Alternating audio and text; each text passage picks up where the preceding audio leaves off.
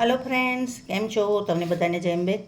तो कारेला जोईने तमने ख्याल तो आई गयो हशे के हूँ शुं बनाववानी छुं। कारेलानी रेसिपी बनाववानी छुं। तो આવી રીતે 500 ગ્રામ કારેલા લઈ લીધા છે, જે ધોઈને કોરા કરી લીધા છે। હવે એને સમારી લઈએ। તો જો કારેલાને આવી રીતે જોઈ લેવાના અને એને છે ને આવી રીતે પતલી પતલી ચિપ્સ કરી દેવાની। તમે ઊભા પણ કાપી શકો, ગોળ કાપી શકો, તમને જેવા ગમે ને એવી રીતે તમારે એને કાપવાના। તો આવી રીતે પતલી કરશો ને તો શું થશે, ચડી પણ જશે જલ્દી અને ખાવામાં પણ મજા આવશે, થોડાક કડક થશે એટલે।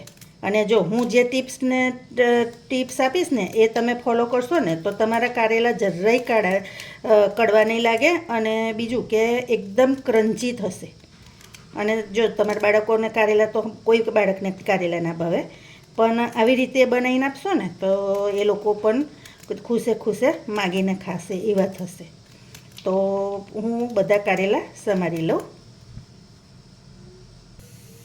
તો જો ફ્રેન્ડ્સ, આપણા કારેલા સમારી દીધા છે અને આવા પતલા પતલા કર્યા છે, એટલે તમે આવા પતલા રાખજો, બરાબર। હવે એમાં આપણે મીઠું એડ કરી દેવાનું। આશરે 2 ચમચી જેટલું મીઠું એડ કર્યું છે અને થોડીક હળદર એડ કરી દેવાની।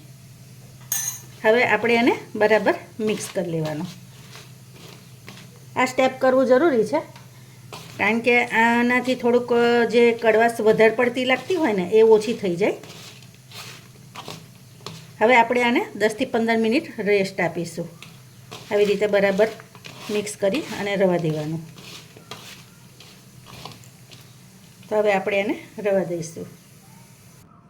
તો ફ્રેન્ડ્સ, 10 થી 15 મિનિટ જેવું થઈ ગયું છે। હવે આપણે આમાંથી પાણી કાઢી લઈશું। તો તમને જો બતાવું, નીચે થોડું બધું ભીનું ભીનું થઈ ગયું છે, બધા રસો છૂટીને, બરાબર। હવે આપણે આવી રીતે એને લેવાના અને આમ નીચવી લેવાના।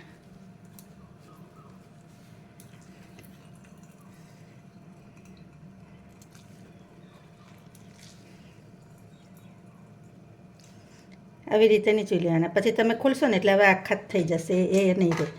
અને તમારે ઉપરાટીને લેવા હોય ને તો આ બિયા કાઢી નાખશો તો નીકળી જશે, બરાબર। આવી રીતે નીચવશો એટલે। તો બિયા તમારે રાખવા હોય તો રાખવાના, નહીં તો આવી રીતે અલગ કરી દેવાના। જુઓ છે ને।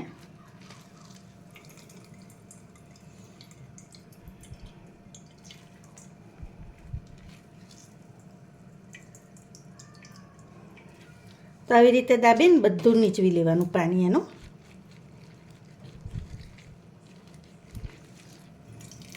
તમે આવી રીતે બનાવો ને, આ પછી આમાં શું છે બીજું કે તમે ડુંગળી પણ એડ કરી શકો। આજે હું ડુંગળી વગર બનાવવાની છું, કારણ કે આ શાક 1-2 દિવસ મારે રાખવું છે એટલે। પણ તમારે રાખવું ના હોય, તાત્કાલિક ખાવું હોય તો ડુંગળીવાળું શાક આમ તો રહે છે 2 દિવસ, પણ આ કદાચ બચી જાય ને 2 દિવસ રાખવું હોય વધારે તોય વાંધો નહીં આવતો, બિલકુલ બગડતું નહીં, ફ્રીજમાં સારું જ રહે છે। તો તમે આવું પણ કરી શકો ડુંગળીવાળું। મારી ચેનલમાં ડુંગળીવાળી કારેલાની રેસીપી મૂકેલી જ છે, તમે આગળ જોઈ લેજો। તો હવે હું બધા કારેલા આવી રીતે નીચવી લઉં। તો જો ફ્રેન્ડ્સ, કારેલાનું પાણી આટલું બધું નીકળ્યું અને આવી રીતે આપણે કારેલા બધા નીચવી લીધા છે। હવે એનો વઘાર કરીએ। હવે આપણે કઢાઈ લઈ લીધી છે, એમાં આપણે તેલ એડ કરી દેવાનું। તો જો ફ્રેન્ડ્સ, આપણું તેલ થઈ ગયું છે। હવે એમાં થોડુંક જીરું એડ કરી દેવાનું। જીરું થાય ને એટલે તરત લસણની કળીઓ એડ કરી દઈશું। લસણ તમે કાપીને પણ લઈ શકો, આખું પણ લઈ શકો, બરાબર। અને થોડીક હું આદુની પેસ્ટ એડ કરીશ, ઓપ્શનલ છે આદુની પેસ્ટ, તમને ગમે તો એડ કરજો, ના ગમે તો સ્કીપ કરી દેજો। પણ મને એનો ટેસ્ટ ગમે છે આના શાકનો, કારેલાના શાકનો, એટલે એડ કરીશ। હવે આપણે આમાં અત્યારે બીજા મસાલા નહીં એડ કરવાના, ડાયરેક્ટ કારેલા જ એડ કરી દઈશું। તો આ કારેલાને નાખી દેવાના।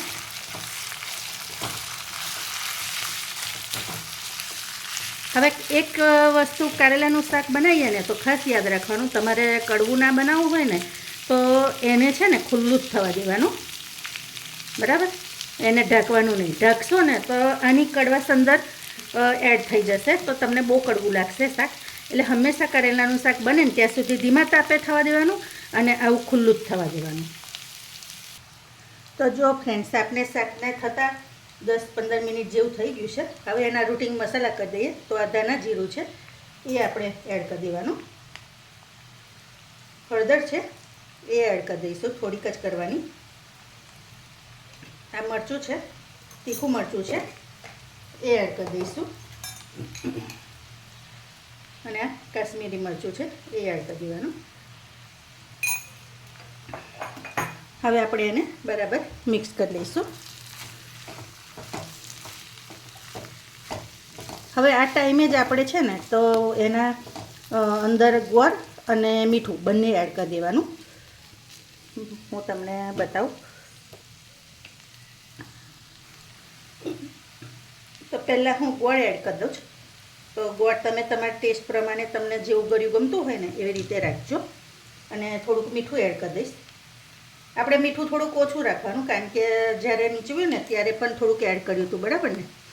એટલે હવે આપણે આને પ્રોપર મિક્સ કરી લેવાનું.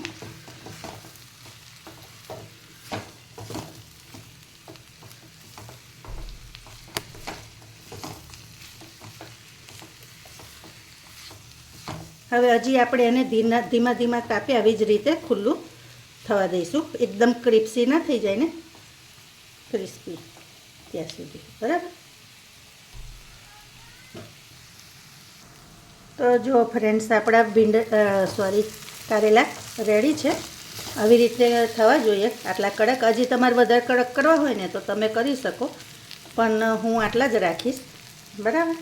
તો ચાલો નવી રેસીપી સાથે ફરી મળીએ. Thank you. તો જો ફ્રેન્ડ્સ, કારેલાની સબ્જી રેડી છે. તમને કેવી લાગી કહેજો. Thank you.